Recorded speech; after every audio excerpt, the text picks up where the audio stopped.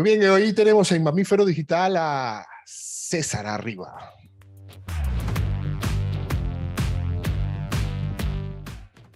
¿Qué más, mi pana? ¿Cómo estás? Mira, que fue Bien, un proceso traerte aquí, ¿ah?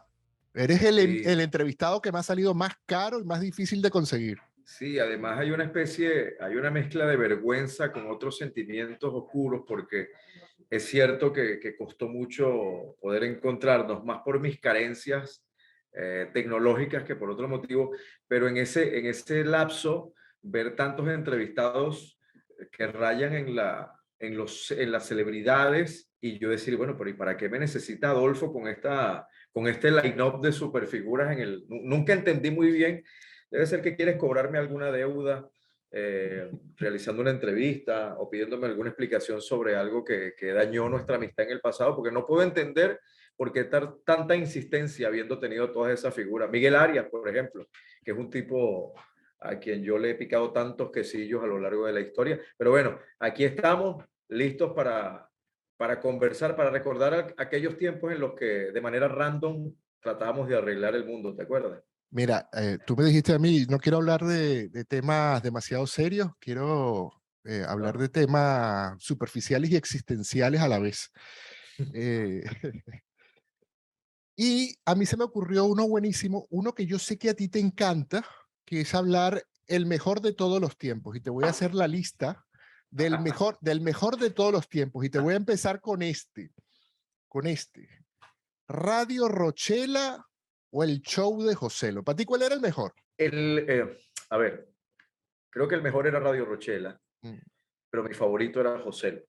No hay un cómico venezolano que me haya marcado más que José Díaz. Este es el tema personal. Radio Rochela era mucho más completo porque era un grupo de actores. eh, Estaba aquí Comendive, el Gato Soto, estoy mencionando a los que más influyeron en mí de la Radio Rochela, Pepeto. Entonces, claro, era un Dream Team que hacía un gran programa. Joselo era solo, Joselo. Ese era el gran mérito de Joselo, que Joselo lograba aquellos ratings y se posicionaba como el número uno siendo solo, por supuesto con sus libretistas, pero todo recaía, toda la atención recaía sobre un personaje que se iba disfrazando y haciendo cosas, cada quien en lo suyo. La mejor Radio Rochela siento que fue mejor que el mejor José. En la época de Sábado Sensacional, Amador Bendayán o Gilberto Correa. Ajá. Tú sabes que el gran Gilberto Correa, yo soy un gran admirador de Gilberto Correa como presentador, como locutor, una voz privilegiada, un locutor maravilloso. Pero el mayor mérito, lo que más admiré de Gilberto, es que siendo tan distinto, lo sustituyó y de qué manera, creando una nueva etapa de gloria en Sábado Sensacional, cosa que realmente se veía como muy difícil. Para mi estilo, o para las cosas que a mí de chamo me agradaban, por supuesto que Amador era mucho más atractivo porque había como un carisma, había como una cercanía con el público, había humor. Amador viene del humor, viene de la actuación. Son dos cosas que me gustan mucho, la locución seria, holística y la cosa, el humor. Sí, Amador Bendayán, aunque tú que más favorito que Amador para mí era Guillermo Fantástico González, por Mm. ejemplo. Y ahora te la pongo más pelúa. Falco Antonio o César Álvarez. ¿Ah? ¿Pero en qué? No sé. Tú trabajaste con los dos. Estamos hablando No, de pero, el mejor de todos los tiempos. ok. César Álvarez o Falco Antonio. Lo Comprométete. que, Moja, sí, no, no, no. como dicen los argentinos, mójate. No, yo no tengo problema. Lo que pasa es que lo que tienen, ambos tienen una importancia grande en mi vida por distintas razones. Uno en Explícalo, lo explícalo, profe explícalo porque hay gente que no lo sabe. Explica Sí, quiénes son. Eso. Falco Antonio es uno de los tipos más creativos y comprometidos con el trabajo que yo he conocido.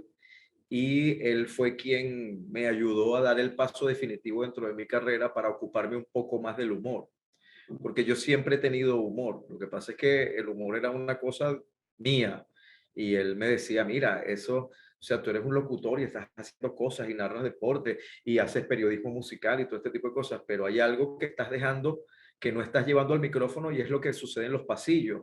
El bullying, la capacidad de ponerle sobrenombres a tus compañeros, esa cosa tan tuya, si tú integras un poco el humor a lo que haces, creo que te va a ir mejor. Y yo le tomé la palabra y comencé a ser un poco más auténtico en mi forma de ser, en lo que estaba haciendo en el aire, y fui integrando elementos. Después vino la etapa en la que nos asociamos en distintos proyectos de radio y televisión y él me instruye en ya plasmar profesionalmente el humor en escritura, en guiones, en sketch. Todo eso lo aprendí con él y eternamente agradecido, y sigo aprendiendo porque yo lo reviso, las cosas que hace por ahí, es genial. Un tipo muy completo, un tipo muy completo porque como productor, como creativo, o sea, tenía todas las cosas que muchos otros tienen por departamentos, él reúne todo eso.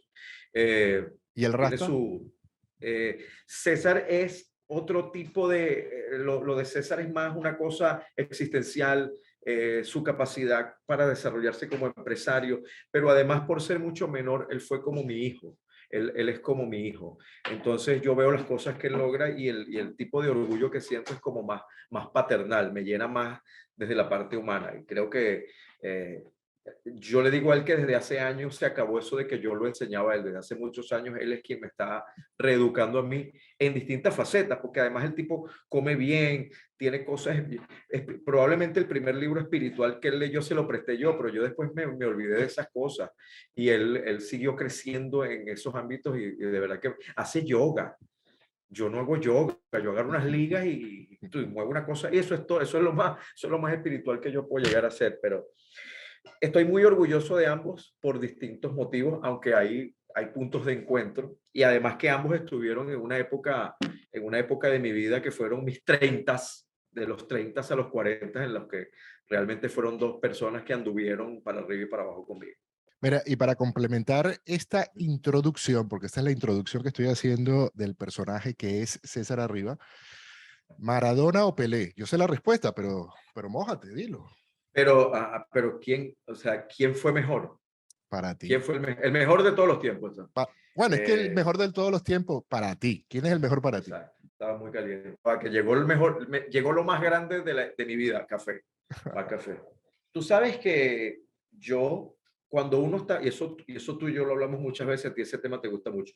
Cuando estábamos más chamos, era realmente apasionante hinchar por alguien de manera fervorosa, ponerse la camiseta, sin importar las épocas. Cuando te vas haciendo adulto, que te tornas un poco más responsable con las cosas que dices, entiendes que es realmente cuesta arriba comparar talentos de diferentes épocas.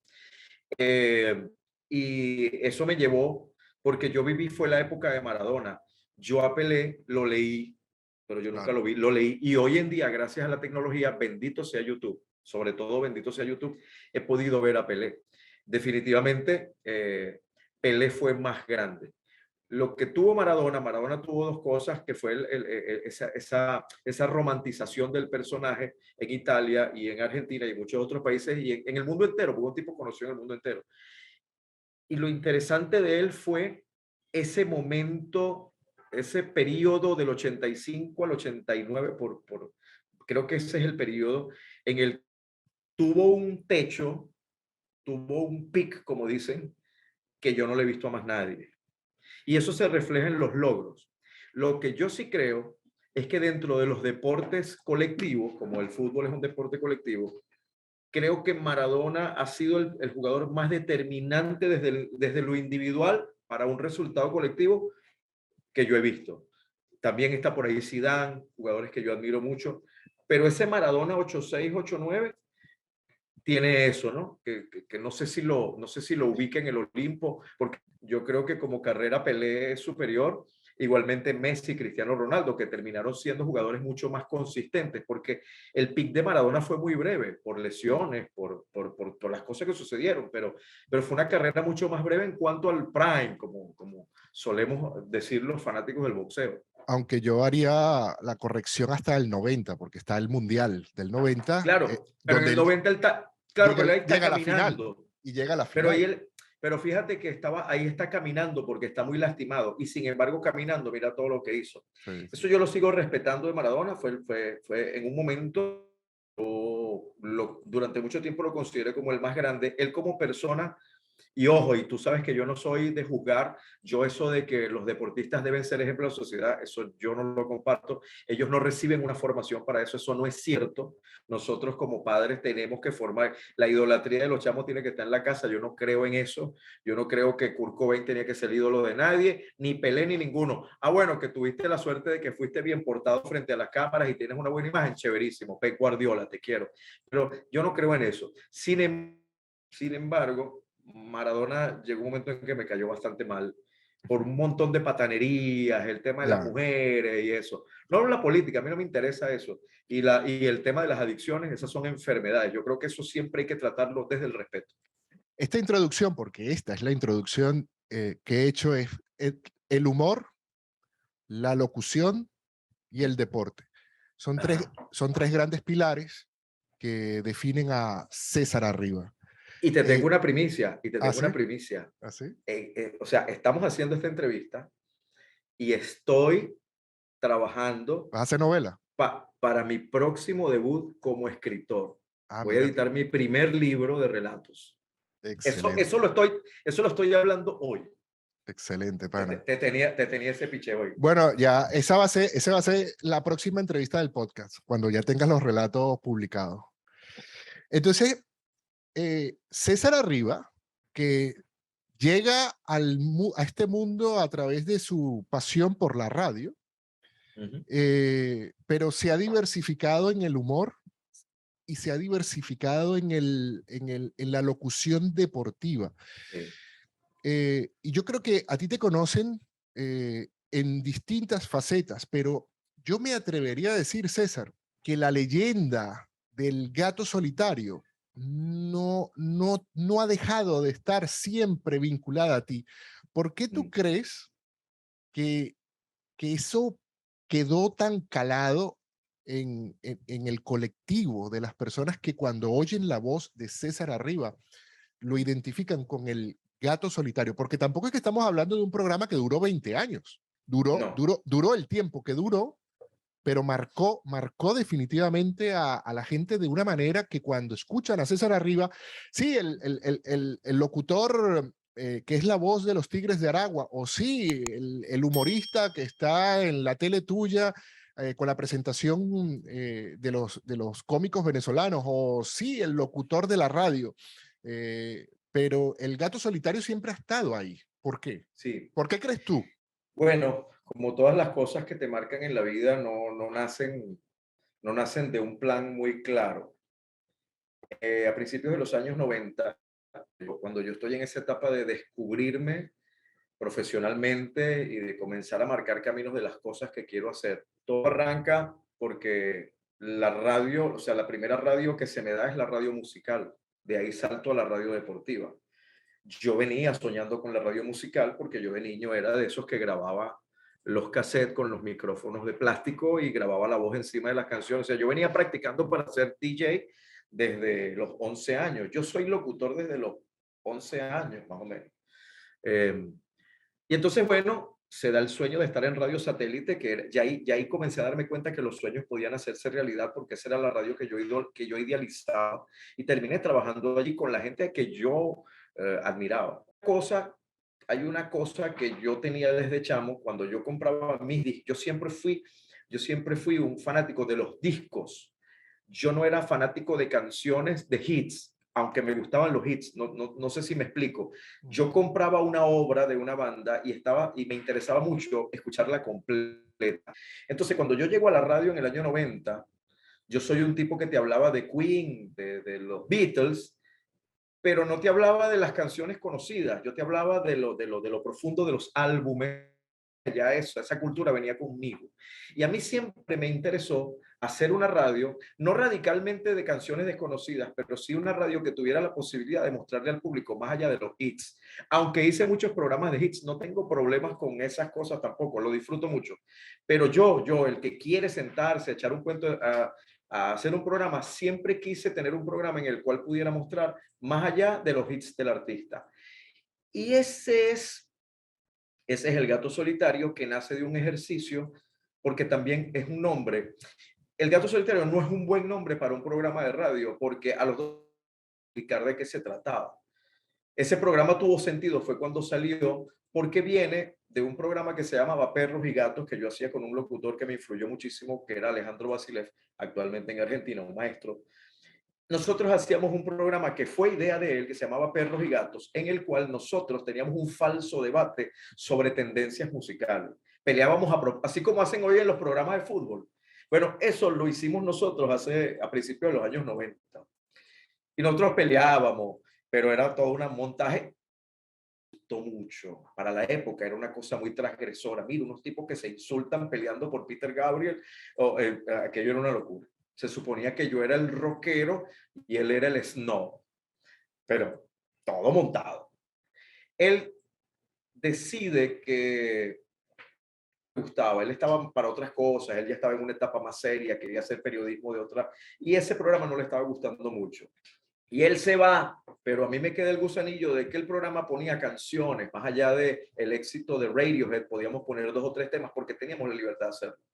Y yo le planteo a Samuel Hidalgo Futrilla la idea de continuar con un programa parecido a ese, pero hablar de perro sonaba fuerte, entonces que se llamara El Gato Solitario, porque el gato se quedó solo, se fue el perro, le eché lo del perro al compañero. Y él me dijo que sí, y comenzamos a salir los domingos a las 2 de la tarde, y a Samuel, bueno, un momento le hizo ruido el programa y eso, y yo le digo que no me cancele el programa, que me dé el horario más, más difícil de imaginar para un programa. Y ahí es cuando pasa a los jueves a las 10 de la noche. Ese es el horario de ese programa en la vida. ¿Por qué creo que trascendió? Porque es quizá el primer programa en el que soy realmente yo es Manos Arriba, que era el programa que iba en simultáneo, que era mi programa de prime time en la mañana, que duró muchos años y hay mucha gente que lo recuerda también. Pero El Gato Solitario es como ese otro programa en el cual yo consigo el elemento, o sea, consigo la manera de acercarme a la gente porque esos son mis discos y esos son mis cuentos y esas son mis recomendaciones. Y además, pre-internet. Y en la etapa pre-internet, yo recuerdo que en las distintas discotiendas de Valencia, donde yo, muchas de las cuales me apoyaron, bien sea prestándome discos o vendiéndome a buen precio los discos que yo tenía que llevar al programa, porque además yo me gastaba el sueldo para conseguir los discos para ponerlos en el programa. Cuando yo iba a las discotiendas, los vendedores me decían, anoche seguro hablaste de Marilyn Manson. Yo, ¿por qué? Porque hoy todos los chamos vinieron. O sea, ellos me contaban que los chamos iban los viernes y los sábados como unos zombies a comprar los discos de los que yo había hablado. Ese es el poder de la etapa pre-internet. Además que ese programa tuvo el respaldo de un programa de televisión que yo hacía en TBS que se llamaba Full Videos, que era el mismo programa pero llevado a la televisión. Y yo ponía videos que nadie veía porque no había llegado el cable.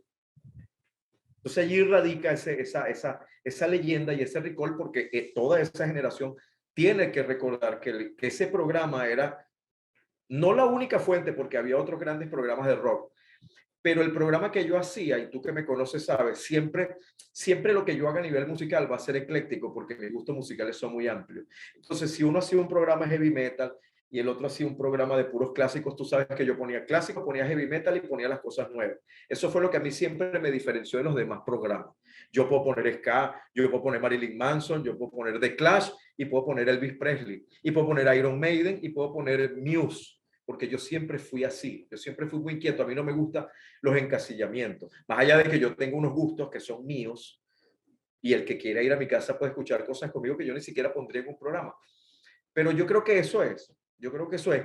Pero fíjate tú que ese programa termina creándome un problema porque me quedé anclado en ese programa y después quise hacer muchas otras cosas. Mira, yo tuve programas de reggae, programas de rock en español, programas de música de todo tipo y esos programas no existen porque la gente decía, oye, qué fino el programa ese que sacaste de la cuestión y tal. ¿Y cuándo el Gato Solitario cuando vuelve? Entonces, es como, me quedé como Black Sabbath. Black Sabbath sale en concierto y la gente lo que le interesa es que toquen las canciones de los 4 primeros discos. Ese programa me terminó siendo como un enemigo para que yo hiciera otras cosas y sintiera que podía ser exitoso en otras áreas. Yo me acuerdo que cuando yo quería invitarte al proyecto de Soda, nos reunimos formalmente en la cuevita a tomarnos una cerveza. Y, Como los hombres.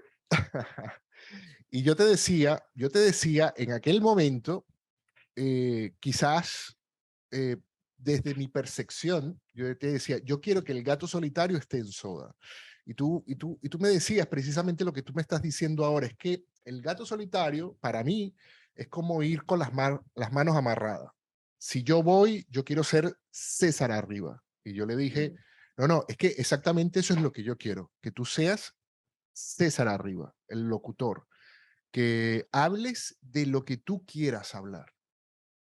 Porque afortunadamente el destino hizo, primero, que yo te escuchara en la radio como oyente y que después en el proceso de mi ejercicio profesional tuviese la suerte, porque fue una gran suerte, que los cuatro fanáticos estuvieran justamente a la hora de los Sí. infocables en la Mega. Ajá. Y que esa pasión por el café hacía que precisamente en los breaks, en los descansos íbamos y nos tomamos un café y teníamos ahí 2 o 3 minutos para hablar. Sí, Y así nació nuestra amistad. sí, Y una de las cosas que en aquel momento de Deportes Unión Radio era que tú saltabas en los breaks más adelante, ¿no? Tú saltabas de los breaks de los infocables y te metías en los cuatro fanáticos porque eras parte de la tertulia deportiva.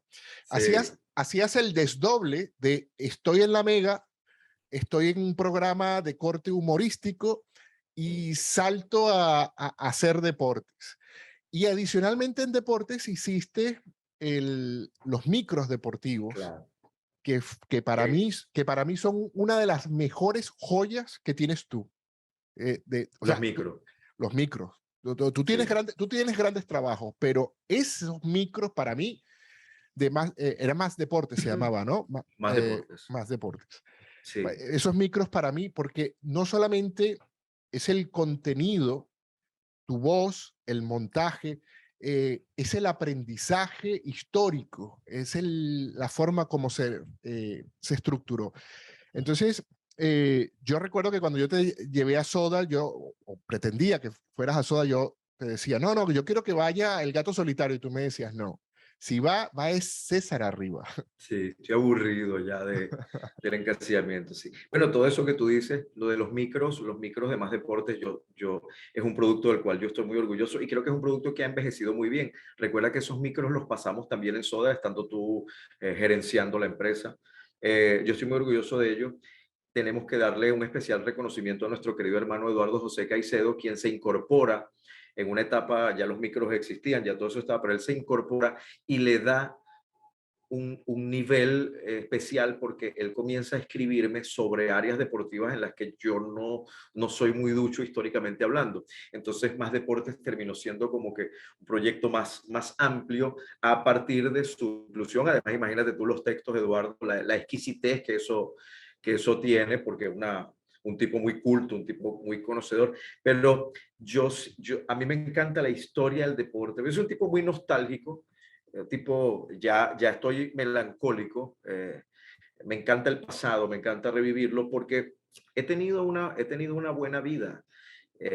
Cuando, por ejemplo, el máximo ídolo de mi vida, que es mi madre, que hace muchos años no está en este plano y yo la recuerdo con tanto amor, yo tengo que sentir una cosa extraordinaria. Yo no me siento, por nada del mundo me siento un tipo que está quemado, todo lo contrario, yo vivo en el presente y pienso en el futuro, aunque el futuro no existe, pero a mí no me molesta la maleta. La maleta no me molesta porque allá hay muchas más cosas bonitas que negativas. Por ejemplo, la peor etapa de mi vida es reciente.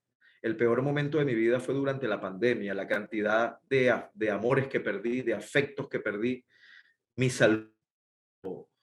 Yo he sido una persona que ha gozado de buena salud toda la vida. Tuve ciertos problemas de salud, no cosas, pero sí me encontré con cosas que yo no sabía manejar. Yo estuve encerrado 3 meses solo en un apartamento porque no podía venirme, no podía ver a mi familia. Del 2020 al 2000, finales de 2021, las peores cosas que han pasado en mi vida pasaron en esa época. Pero la maleta a mí no me molesta. Entonces, la historia del deporte es parte de eso, ¿no? Cuando tú recuerdas esos eventos que te marcaron del béisbol, del boxeo, del fútbol, del atletismo, del baloncesto, es como regresar a ese lugar y sentirte pleno, sentirte joven, sentirte soñador. Y yo sigo siendo un soñador porque yo me pongo a pensar en esas cosas y digo, qué afortunado he sido yo de rodearme con la gente correcta, de tener la actitud correcta, porque definitivamente para lograr todo esto tienes que tener la actitud correcta. Pero yo he logrado todas las cosas que he querido. Me faltan dos y una te la estoy diciendo hoy que voy a tener mi primer libro, el primero de muchos. Pero, porque además es el efecto de leer, porque a mí me encanta leer, pero además leer es algo que me invita diariamente a vencer una condición, porque yo tengo una condición que se llama TDAH, que es trastorno por déficit de atención e hiperactividad. Una lectura que para ti puede ser un placer, para mí es una tortura. Yo tengo que leer y releer porque yo tengo déficit de atención terrible, pero sin embargo yo no he dejado de hacerlo. Entonces, escribir relatos es el efecto de leer tantas cosas, aunque a mí me pasa como al maestro Pedro León Zapata que decía, yo no puedo leer por ego, yo no puedo leer para tirármela de culto, porque yo leo y no retengo, a mí se me olvida todo. Más o menos yo voy por ese camino, como el maestro Zapata. Entonces, lo de los micros es un ejercicio chévere. Otra vez vuelvo a darle las gracias a YouTube y a la tecnología, porque ahora el pasado está más claro. Eso de que yo no vi pelear a Sugar Ray Leonard, bueno, pero no sea flojo. En Ya, claro. YouTube están todos los combates completos en distintos idiomas, con distintas remasterizados y todo. O sea, en Internet puedes conseguir lo que tú puedes ver a Jackie Robinson jugar. Ya se acabó. No, yo no vi jugar a Roberto Clemente. Ve a YouTube y vas a encontrar unos buenos documentales para que por lo menos tengas una mejor idea. Y bueno, pero para nada yo me siento una persona súper conectada con el presente, consumo presente sobre todo para las herramientas humorísticas. Tú tienes que estar muy conectado con las referencias actuales porque si no se te pierde la gente, ¿entiendes? Porque en el humor yo no intento dar clases, en el humor yo intento es entretener. El bálsamo del humor, que es una cosa tan maravillosa y que me ha servido para superar los peores momentos de mi vida. O sea, yo más allá de que me guste el humor, de que lo disfrute, lo que le tengo es un gran amor y un respeto por las cosas positivas que te pueden ocasionar a quien lo hace y a quien lo recibe. Entonces, hay que estar conectado con el presente. Me gusta mucho de la música del presente. No soy aquellos que piensan, no, como Led Zeppelin no hay nadie. Bueno, probablemente a ti te guste más Led Zeppelin, a mí me guste más Led Zeppelin, pero eso no quiere decir que no haya otras bandas que sean tan buenas como ellos. Eso es una cosa que no es necesario. César, hablando del pasado, Ajá. ¿cómo se vivió esa época? ¿Cómo la viviste tú desde adentro? Esa rivalidad que se sentía, nosotros como oyentes la teníamos, pero yo no sé si ustedes como trabajadores la tenían, de Satélite y Radio Latina. ¿Esa rivalidad era real, existía, o era algo creado por la audiencia? Yo creo que, por ejemplo, las dos grandes figuras de esas emisoras, Wilmer por parte de Latina y Samuel por parte de Satélite. Cuando yo los conocí a ambos, lo primero que supe es que ellos eran grandes amigos y grandes amigos de muchos años. Se aman, se respetan de toda la vida. Eh, lo mismo quizá el gran Nelson Villalba, que Dios lo tenga en su gloria. A él lo conocí menos, pero yo de él solo escuché elogios hacia Samuel y hacia la gente de Satélite. Ellos lo que eran era distintos en cuanto a lo que querían hacer. Latina, esa cosa soft, agradable, de canciones bien escogidas, de esa música anglo bonita, pero con locutores perfectos. Satélite más agresiva, más moderna, con una estrategia más irreverente, pero también con buen gusto, con locutores extraordinarios. Yo creo que era una postura más de la gente, aunque ellos le ponían su condimento, pero yo no he escuchado cuentos de que eso haya llegado realmente a una rivalidad, a una confrontación, no lo creo. Pero yo creo que el público sí, eso era como un Caracas Magallanes. O sea, yo oigo es Latina. Ya. Esos satélites, esos son unos malandros. Pero fíjate tú, quiero aprovechar este momento porque estamos hablando de radio y yo sé que este podcast lo ve mucha gente, porque tú sabes que yo, bueno, muchos años di clases de locución, yo tuve mucho contacto con alumnos, incluso alumnos a los que tú le diste clase, cuando yo tenía mi cosa aparte de la universidad. Eso no eran cursos, era un centro de entrenamiento para locutores y para estudiantes de comunicación social. Y hablábamos mucho del tema, porque hay un mito que dice que Eli Bravo cambió la radio por su manera de hablar, por la voz que tenía. Mm. Y eso es una verdad a medias, porque es una verdad desde el punto de vista de que Eli Bravo estaba en el momento apropiado con la plataforma como para que eso se supiera a nivel nacional. Pero eso no es cierto. En Radio Satélite, por ejemplo, William Carlotti, Mm. un gran amigo, un tipo que admiro mucho, en los años 80 tenía un programa que es un programa de rock que me influye a mí para lo que yo hice 10, 20 años después. Y William Carlotti es un locutor igualito a Eli Bravo, una Mm. voz fina, bonita. O sea, no es cierto que él fue el primero. Él fue el más famoso, él lideró un movimiento, seguramente, pero no fue el primero. No, no nace ahí, no nace con él. Ya ¿Sabes? había, y te menciono a William Carlotti por mencionarte algunos, había cientos, Claro, incluso en Caracas. tú sabes que yo no sé si tú sigues a un youtuber muy famoso panameño que se llama El Chombo, te lo dice El Chombo. Sí, sí, yo lo he visto, unos videos muy Él, buenos, muy buenos. él tiene una frase, una sentencia en la que él dice, el que importa no es el primero, el que importa no es el que hace la innovación, el que Ajá, importa es el que lo hace claro, trascendente, el que lo hace claro. famoso. No, Entonces, no, probablemente claro. lo que tú dices es totalmente cierto. No, yo a Eli Debe, no le de- estoy negando, yo a deben Eli haber no estoy, existido, deben haber existido un claro, montón en claro, cada una de las regiones y ciudades. Pero el claro, tema, el tema es que Eli claro, Bravo, al estar sí, en una plataforma en Caracas que salió claro, en claro, todo el país, ahí es cuando todo el mundo, yo creo que hace claro. el El clip. cambio, el clic, Y correcto. además, y además que él venía apadrinado por Iván Locher, que representaba a esa El más otra grande, escuela, el más con el grande. respeto con el Ese sí es el más respeto grande de todos. de todos los maestros, Sí. pero Iván Locher es el más grande. Bueno, para mí. Bueno, pero yo no quiero restarle ni un ápice de grandeza a Eli Bravo y a su, además de un tipo a quien yo he tenido Fíjate la lo, oportunidad de conocer. Yo lo tú, entrevisté a él. Tú tardaste en mojarte con Maradona. No, no, no. Yo con Locher de una. Me fui de piscinazo. Es el más Sí, grande que hay. sí. Y mira que hay grandes, por ejemplo, No, de los sí que que yo hay. conocí, Locher, Alfredo Escalante, Plácido Garrido, Wilmer eh, Rafael. sí, pero ahorita te estaba mencionando de los de allá, de los de Caracas.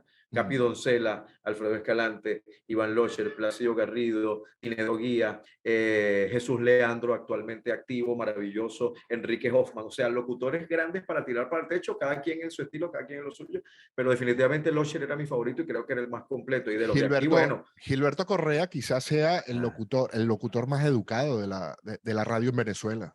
oye, claro. Lo que pasa es que para mí Gilberto es más televisión. O Y, sea, yo a y, Gilberto lo tengo en la televisión.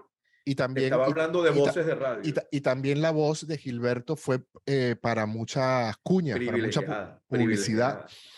Aquí Venezuela también ha sido un país de voces privilegiadas y recuerda Héctor Myerstone, Sí. por nombrarte uno, que fue un gran actor, era un locutor, pero una cosa extraordinaria, era un fuera de serie. Bueno, Alejandro Rode. Alejandro No, es Rode de los que más grandes que hay, sí. sí, sí, Venezuela es un país grande de verdad en locutores a nivel regional y a nivel nacional. Pero el detalle que quería decir es, él no fue el primero, pero seguro que fue el que lideró un movimiento que cambió la estética de la radio y que le dio la posibilidad a otras personas, de repente periodistas o locutores, a creer en que las cosas se podían hacer de otra manera, que no tenías que tener aquella voz tan privilegiada como si era un requisito en los años 70, en los años 80. Cuando yo entré en la radio, todavía era muy importante tener una voz varonil, sobre todo para mí,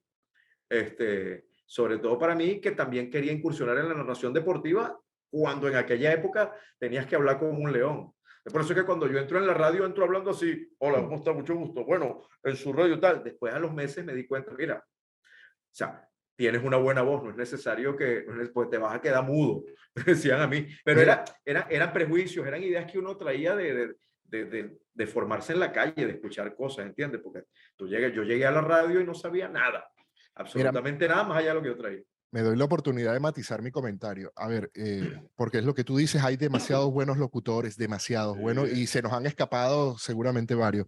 Pero mi tema con Losher, y aquí matizo y cierro esto, es también... podemos hacer un podcast hablando nada más de Losher, yo no Sí. tengo problema. Y No, tengo unos audios extraordinarios en que recopilé, ¿oíste? Cuando están a la orden.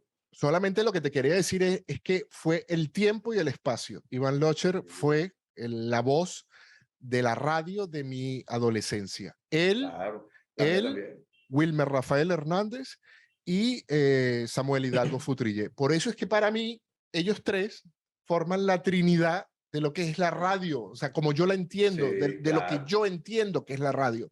Por eso es claro. que yo, sin conocer tanto como conoces tú a Samuel, o sin conocer a Wilmer, que he tenido la oportunidad afortunadamente de conocerlo, y a Iván Locher, que no lo conocí. Incluso una vez yo con Locher me crucé por un centro comercial en Caracas, y para mí fue como si pasara Axl Rose o pasara Mick Jagger. O sea, yo estaba viendo para mí un héroe, un héroe.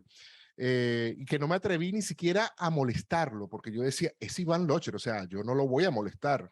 Yo tengo un cuento muy parecido a ese. Para mí es suficiente saber que pasé por al lado de donde está él. Mira, César. Ajá. No, echa el cuento, echa el cuento. El cuento es que con Losher me pasó 2 veces en una conocida librería en Las Mercedes, en Caracas, una librería que yo frecuento, y 2 veces, y entonces yo, de tanto ir a la librería, sabía que él eventualmente iba para esa librería, y yo iba a la librería a ver a Iván Losher. O sea, yo lo seguía, veía los gestos, cómo caminaba, cómo hablaba, los libros que escogía, me ponía así para ver qué leía, pero yo ante los héroes soy incapaz, yo no dar, me vuelvo una persona, pero bueno, y así fue con los narradores de béisbol. Yo me hice amigo de Beto Perdomo porque la vida me lo permitió, pero yo veía a Beto Perdomo, a Foción Serrano, a Delio León, los veía así, los veía pasar y ya, yo no me les iba a acercar nunca. Y con Losher era eso, pero él nunca se dio cuenta porque yo nunca me atreví a presentarme. Y yo entonces iba y compraba los libros que él compraba. Entonces, unos libros de filosofía de una cosa que todavía estoy intentando entender la primera página. O sea, eso es una cosa demasiado, demasiado densa para mí, ¿no? Pero yo compraba los libros también porque yo quería leer lo que leía Iván Losher. A esos niveles de fanatismo llegué yo con ese señor. Mira, y asimismo, como esa parte de la radio, otra parte de la radio tuya es sentarte en temporada con Carlito Feo, Fernando Arriaza. Bueno, hablaste de Beto Perdomo cuando estaba vivo. Esa época, Manuel, que trabajó mucho tiempo en los Tigres de Aragua, Manuel Rodríguez. Actualmente trabaja conmigo también en TLT. Sí. Manuel y yo estamos trabajando juntos después de varios años. Que por cierto, Manuel, hablando de Eli Bravo, Manuel tiene una voz que es más hípica que beisbolística quizás, y en algún punto él hace como una disonancia, o hizo una disonancia, porque ya después más bien marcó un estilo con su personalidad, con su comentario, con su análisis, porque Manuel tiene una personalidad donde su comentario es muy acertado, muy racional, pero su personalidad chocaba mucho. Y yo creo que eso fue parte de un personaje que tuvo mucho éxito, pero el punto a lo que Lo que pasa iba... es que él se moja, él opina y no se confía en lo que corta, opina. y no se corta. No le tiene No miedo a se nada. corta. Eso es bueno. En Y el lo bueno es que periodismo deportivo sabe, es bueno. y como sabe Él sabe mucho, mucho. como Sabe sabe mucho mucho. porque él se preparó. Ese es un tipo que estudió para árbitro. Es un tipo que conoce áreas del juego, de las cosas que realmente pasan en el terreno, que un tipo que esté metido en una computadora nada más buscando datos no va a saber. Ahí es cuando Manuel Rodríguez aparece como un bastión, como un comentarista distinto. Pero te voy a decir una cosa. Manuel Rodríguez comenzó leyendo noticias deportivas en el programa El Bravo. Tienes ese dato ahí, ya que lo estabas Sí. estableciendo como un No, paralelismo. Bueno, ellos trabajaron juntos. no, y a lo que iba, tú tienes ese otro círculo profesional y de amigos Sí. que Carlitos, hablamos de Carlitos, Giner García, de Fernando Arriaza. Esos son mis panas. que son el círculo deportivo, digamos, ese es el círculo deportivo. ¿A ti te costó, te pregunto a ti, precisamente en el tema de la transición de la voz, de voz relacionada a la radio juvenil, a la radio anglo, musical, adaptarla al mundo deportivo, sobre todo la narración del béisbol? ¿Cómo te sentiste o cómo te impregnas tú en ese proceso? Lo que pasa es que realmente el proceso fue a la inversa. Lo que sucedió fue que cuando quise hacer radio musical para debutar, Samuel Hidalgo y mi director me decían, pero es que tienes que dejar de ser tan deportivo. Yo, el chip deportivo era el que traía. La transición fue al revés. Yo tuve que aprender fue a ser locutor de música, porque cuando yo hago las pruebas de locución en la radio, en vez de anunciar, parecía que estaba, no sé, narrando una pelea de Marvin Hagler. O sea, el tono deportivo yo lo traía, porque yo escuché tanta radio deportiva en los 70 y en los 80 que yo tenía los tonos, porque cuando tú inicias en esto, sobre todo en el deporte, tú arrancas es copiando, de tanto escuchar, porque tú aprendes escuchando, tú arrancas copiando. Y después que tú vas haciendo tu personalidad. Pero cuando yo llego a la radio en el 90, yo venía muy deportivo y me decía, pero es que parece que estás narrando. Tuve que aprender fue a ser locutor de música, no a ser narrador deportivo. Cuando empiezo a ser narrador deportivo, me sentía como pez en el agua porque más o menos conocía la fórmula. El TDAH me acaba de agarrar porque te iba a hacer un comentario relacionado con lo que está hablando, pero se me olvidó, pero ahorita lo retomo. Pero en el tema del deporte, yo comencé a narrar. Ah, ya sé. Fíjate que el último deporte que yo quise narrar, que lo narré un rato nada más, pero que fue el último que aprendí a narrar, fue el fútbol. ¿Por qué? Porque yo era fanático de Lázaro Candal. Y con Lázaro Candal tú no puedes aprender a narrar fútbol a menos que sea imitándolo a él. Entonces yo mi formación futbolera, que la tenía porque leía, porque veía, pero la referencia narrativa era Lázaro. Yo no escuchaba otros narradores de fútbol. Entonces, para yo aprender a narrar fútbol, tuve que reinventarme y comenzar a consumir fútbol, empezar a escuchar a Araujo, al resto de los narradores cuando llega a ESPN. Y yo empiezo a narrar fútbol es a finales de los 2000, que hago el Mundial 2010, mundial para el cual estuve a esto de contratarte para que me hicieras una segunda y narraras un juego que yo no podía, ¿te acuerdas? Sí. Que no sé, con nuestro querido Fernando Hernández, que Dios lo tenga en su gloria. Sí. ¿Te acuerdas de eso? Bueno, ese mundial yo lo hice completo, pero después que lo hago, digo, tengo que retirarme. Yo no puedo incursionar en el fútbol, amo el fútbol. Y además la narración de fútbol se me da, porque tú sabes que lo de hablar rápido a mí se me da, por eso el baloncesto se me da tan fácil. Pero yo dije, yo necesito tiempo para escribir, necesito tiempo para el humor, y si yo involucro al fútbol al lado de las otras disciplinas de las que me dedico, que si el béisbol, que si lo otro, yo no. O sea, no voy a tener tiempo ni de tener una mujer, o sea, y dije, no, el fútbol es demasiado, son demasiadas ligas, demasiadas cosas, y decido abandonar el fútbol, que es una de las peores decisiones de mi vida, porque si me hubiera quedado el fútbol aquí ahora es cuando más trabajo da para narrar, entonces narro baloncesto y son 2 juegos al año. Dígame boxeo, tengo como 5 años que no narro una pelea de boxeo. No fue una buena escogencia desde los intereses laborales, pero lo tuve que hacer. Pero por eso no aprendí a narrar fútbol joven, porque no tenía referencia. En cambio, en el béisbol, tú arrancas copiando Musiu, Reyes Medina, Delio Amado, La Cosa y y por ahí te va. Y después desarrollas un estilo propio, ¿no? Y bueno, y los personajes que nombraste son grandes amigos. Tengo muchos más. Pedro Sarlengo Valentino es un gran amigo. Hay periodistas deportivos que no son mis amigos, pero nos conocemos y tenemos un trato cordial, a los que admiro mucho, como Carlos Balmore, por nombrarte algo, Efraín Sabarce, toda esa gente, Fermín Pérez Jr., con quien compartí mucho tiempo en la Teletuya. No, esto está forrado de gente maravillosa. Reyes Medina, a Reyes Medina yo lo llamo. ¿Cómo está? Tú sabes cómo soy yo con, bueno, tú sabes cómo soy yo con la gente mayor que yo. Y tu pana Germán Cartaya. Altísimo pana, hecho una extraordinaria relación con Germán, que cuando nosotros entramos a LT, Germán venía de Meridiano Televisión y él era, por supuesto, mucho más figura que todos nosotros, porque él venía a demostrarse muchos años en televisión a través del Meridiano, que era Meridiano. con Damaso, a quien también quiero mucho, gran amigo, con Beto, con la Perla Negra, Iván Arteaga, que también es un tremendo pana. Entonces, igual que Turinese, Cartaya venía como Turinese, que eran figuras nacionales sólidas de pantalla. Nosotros éramos, a mí me conocían en Maracay y en La Victoria. Hoy en día me conocen en Maracay, en La Victoria y en Turmero. Pero ya por lo menos he ido trascendiendo.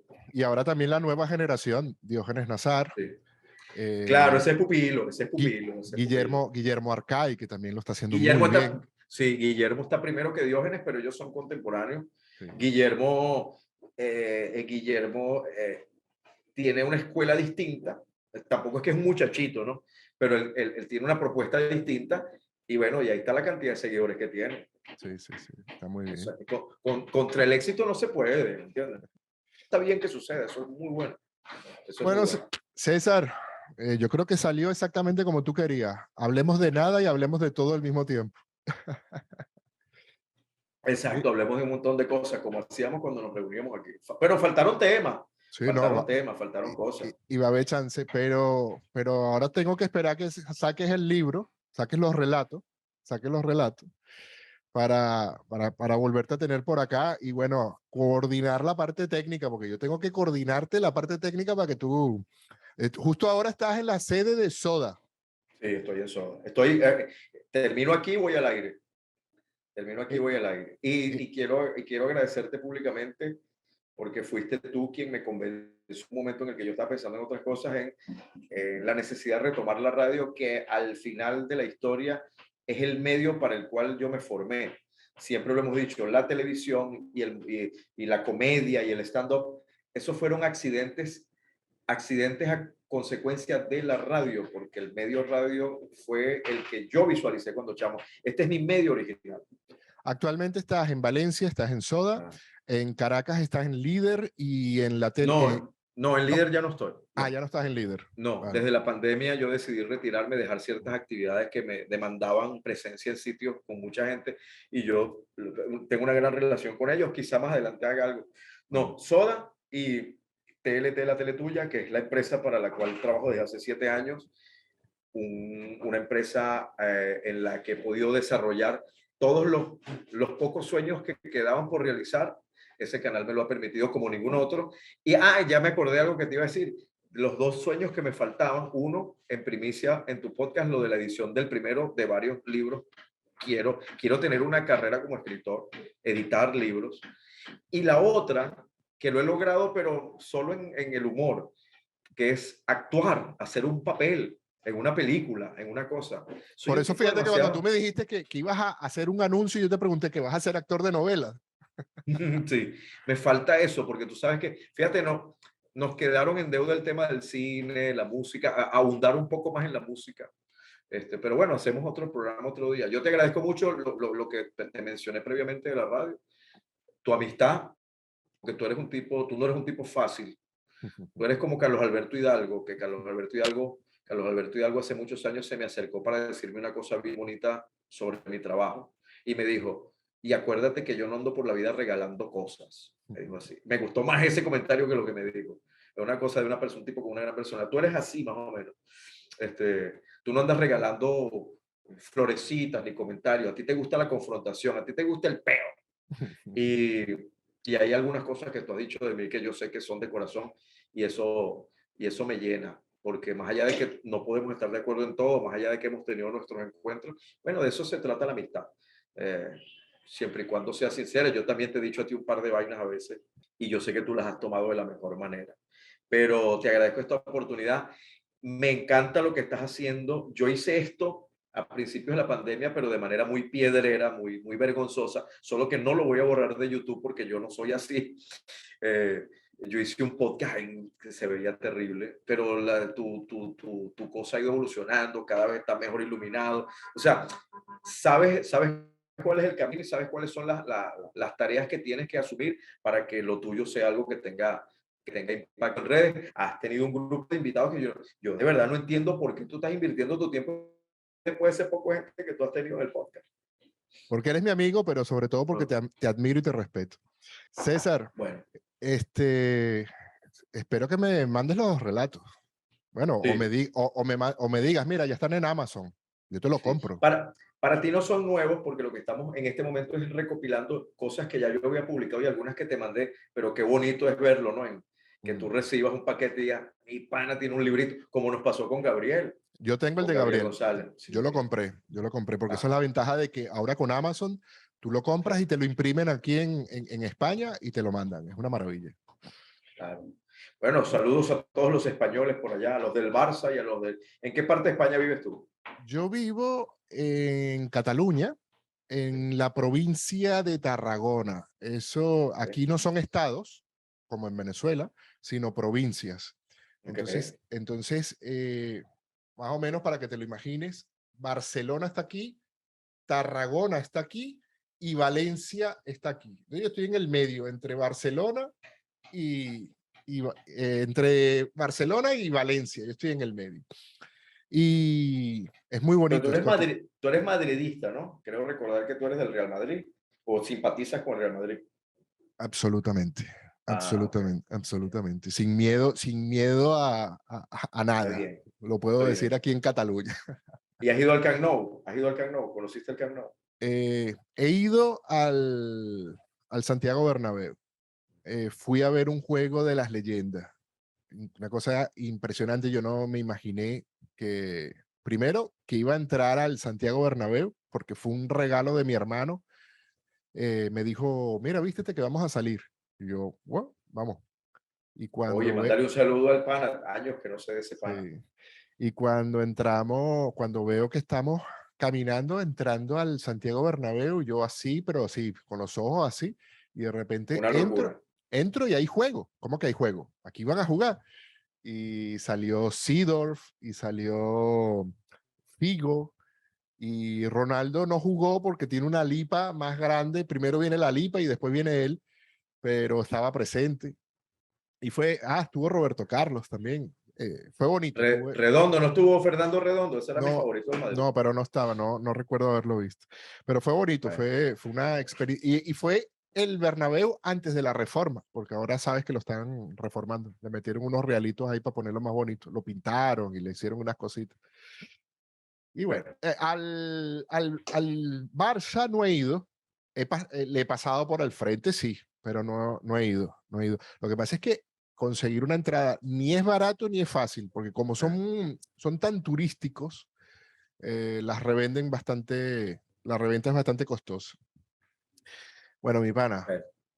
agradecido que estuvieras aquí. Este era César Arriba en Mamífero Digital.